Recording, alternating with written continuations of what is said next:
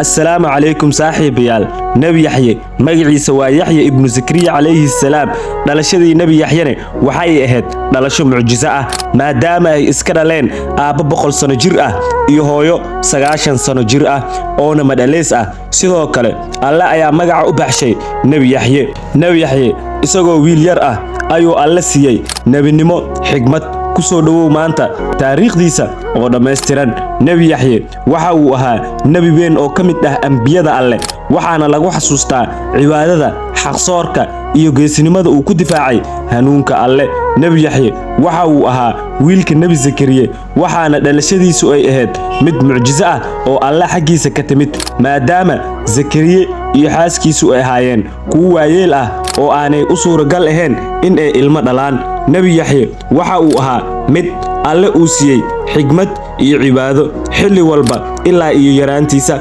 wuxuuna noloshiisa u hibeeyay difaaca xaqa iyo barida dadka diinta alle Nabi Zakariya wuxuu si qarsoodi ah alle ugu bariyay in uu siiyo wiil kaasoo ka dhaxla nabinimada iyo hogaaminta reer bani Israa'iil allana waa uu ka aqbalay ducadiisa Nabi Zakariya oo waxa loogu bishaareeyay wiil la oran doono Yaxye kaasoo noqon doona mid hanuuniya dadka oona ah mid cibaado badan samir badan kana mid noqda anbiyada alle kuwooda ugu sareeya markii bishaaradan u timid Nabi Zakariya aad ayuu ugu yaabay oo waxa uu isweydiiyay sida uu noqon karo wiilkan maadaama isaga yahay mid da'weyn xaaskiisana ay tahay mid madaleys ah alle waxa uu xusuusiyay Nabi Zakariya inuu sameyn karo wax walba uuna awoodo wuxuuna si cad u sheegay in Yaxye uu noqon doono mid ka soocan caruurta kale uuna alle ku barbaarin doono cibaadada iyo xaqa Nabi Yaxye waxa uu ku barbaaray cibaadada iyo xigmadda alle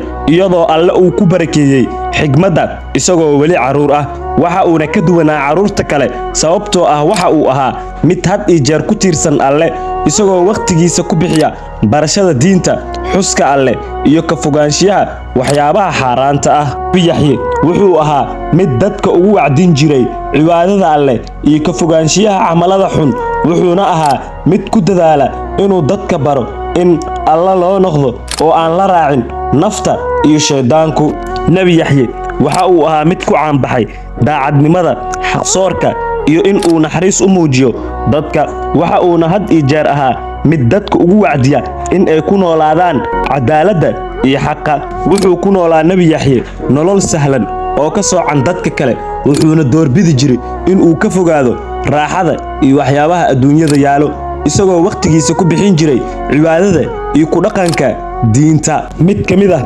dhibaatooyinkii ugu waaweynaa ee Nabi Yaxye uu galay waxa ay ahayd Nabi Yaxye wuxuu ka agdhawaa boqorkii xukumi jiray Falastiin Herodes naagtiisa ayaa waxa ay da'weynaan ku gaartay madaleysnimo oo boqorkii wax caruur ah uma ay dhalin marka waxa jirtay gabar ay iyada heysatay oo ay nin kale u soo dhashay markaas ayay boqorkii ku tiri guurso gabadheeda inta uusan boqorkii ogolaanin ayuu la tashtay Nabi Yaxye alayhi salaam Nabi Yaxyene wuxuu ugu jawaabay in ay xaraan ka tahay uusan guursan karin gabadhaasi ayna mahramkiisa tahay kadib boqorkii xaaskiisa ayaa inta ay xanaaqday ayay gabadheeda u tagtay oo ay ku tiri isku qurxi boqorka oo ha kaasinaysto gabadhii sidii ayay sameysay kadib markuu isku dayay in uu boqorkii u soo dhawaado oo uu ka sinaysto ayay ku tiri aniga hadii aad rabto in aan isku kaasoo bandhigo Yaxye ii soo dil oo madaxiisa meher iiga dhig markii hore boqorkii waa uu diiday laakiin sheedaan ayaa waswaasiyay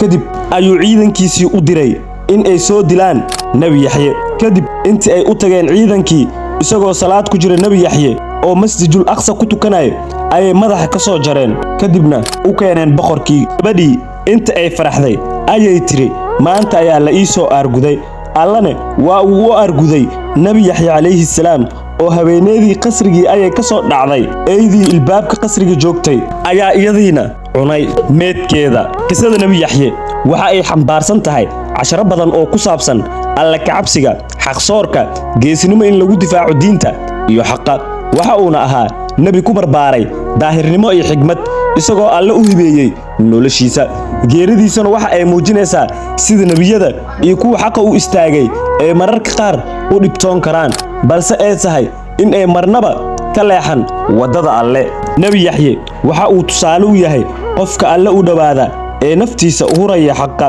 isagoo aan marnaba ka baqaynin cadaadiska iyo xumaanta. Waxaan ka baranaynaa qiimaha samirka, cibaadada iyo geesinimada, gaar ahaan marka la joogo difaaca diinta iyo camalka wanaagsan. Qisadiisana waxa ay na xasuusinaysaa in Alle uu yahay kan ugu weyn oo mar walba garab istaaga kuwa xaqa u socda. Haddii aad ilowday inaad muuqaalka like gareyso, isku day inaad like saarto.